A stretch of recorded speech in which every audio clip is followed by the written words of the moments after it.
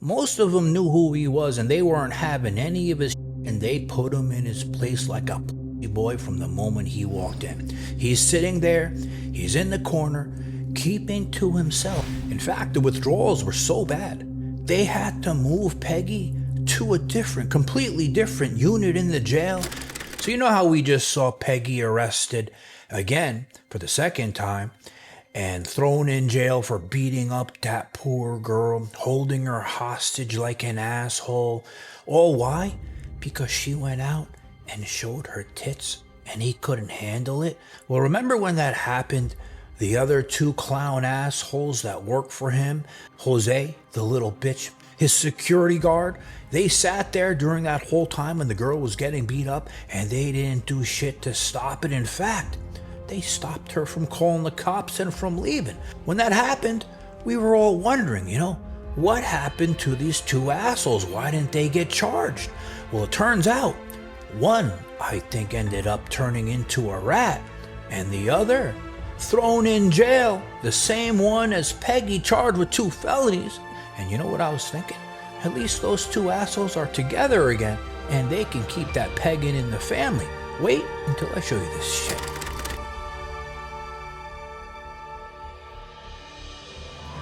Just want to know about Megan. Doesn't everybody want to know about Megan? Women are very complex, but not. You see what I'm saying?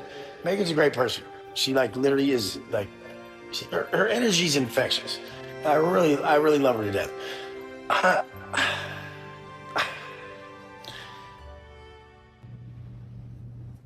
So it's funny, you know how we never see Peggy all this time on social media? He never shuts his mouth. He's always flapping his mouth like a little bitch, right?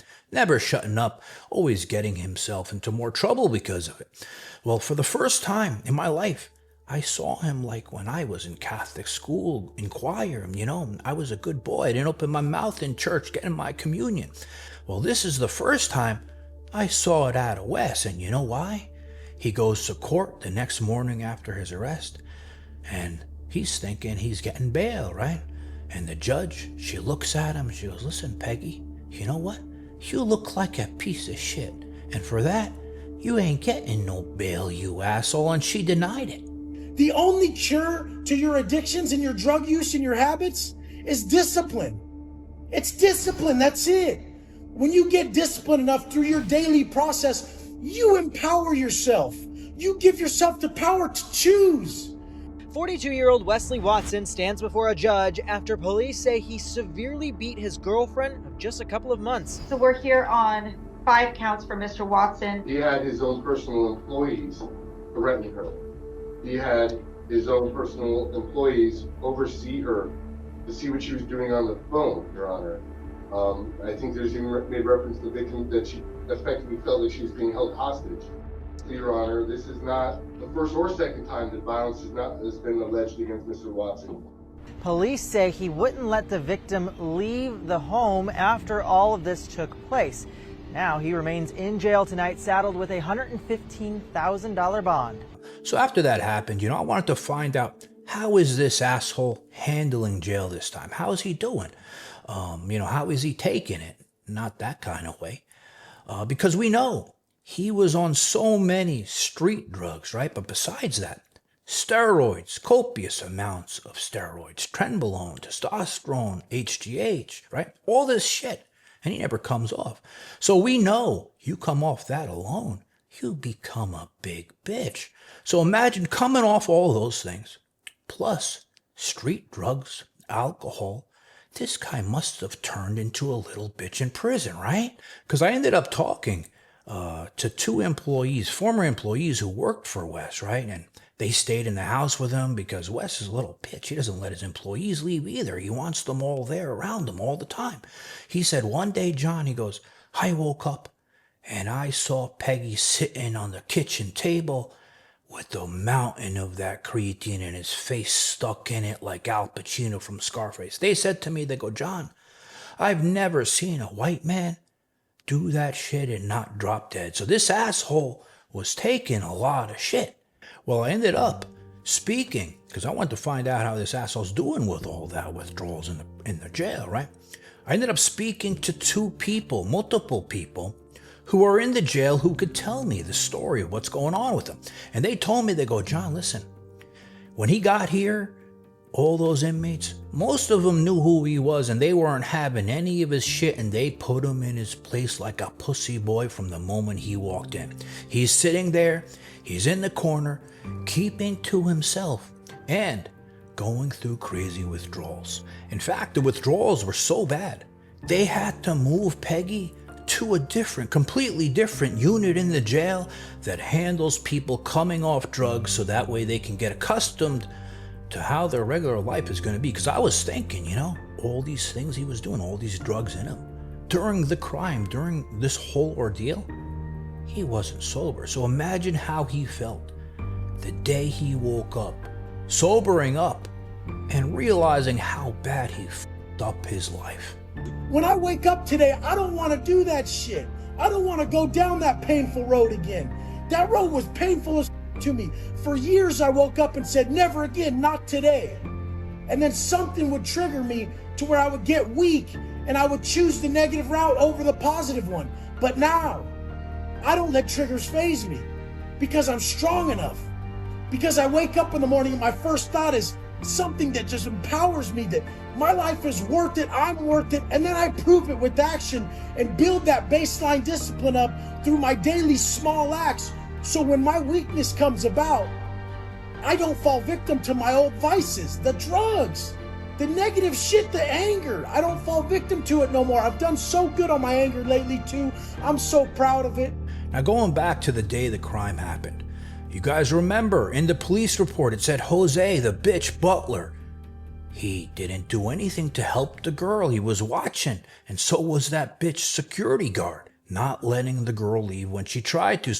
The defendant further told the security guard, make sure she doesn't run, and had him stand by the door in an effort to keep the victim from leaving the residence. So we're all wondering, why weren't these two assholes charged?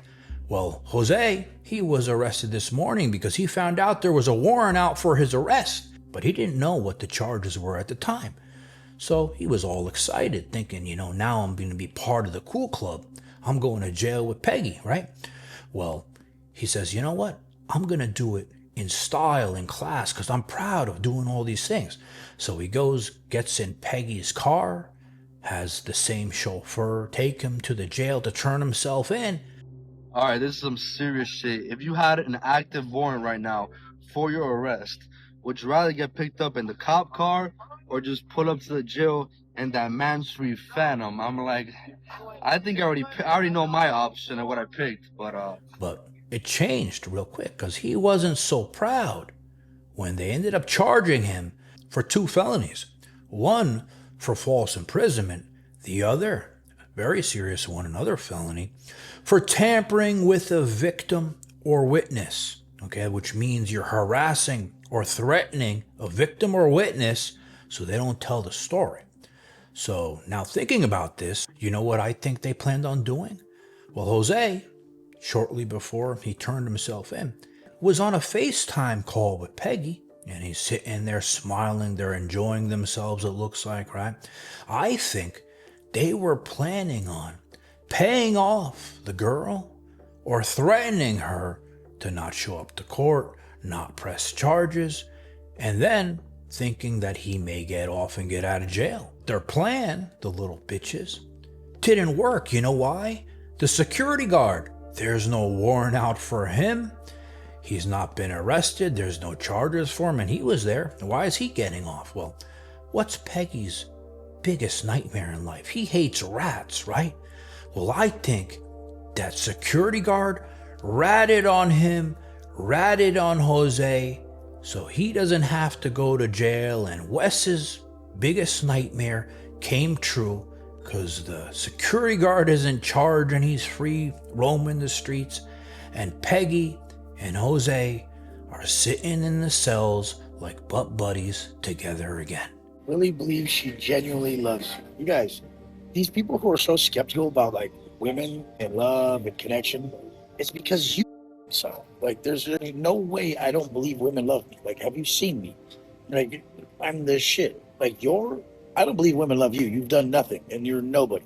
I mean, so I don't believe they would love you. I mean, you don't love yourself yet. You haven't done shit yet. So it's a projection of who you are when you don't believe a woman could love someone. If a woman's gonna love anybody, are you kidding me? Are you kidding him? I'm kidding. Dude, I'm the top of the top of the top of the top. I've seen me. If you saw me drive by, even though you hate on me on here, you'd be like, "Oh my God, who is that?" Like, even though you hate on me on camera because you used to be. But if I saw me drive by, I would do the same thing. Oh my God, who is that? How could you not? Do you see what people look like and what they do?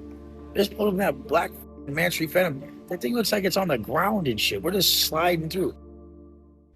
And babe, you know this new studio move? Do you know what kind of a pain in the ass this is? I haven't been able to film a video for days. But you know what else I've been doing for days? Remember this top T shit? Well, it's some crazy shit. Wait until I show you later what it's doing to me. I'm gonna turn you into my sharmuta.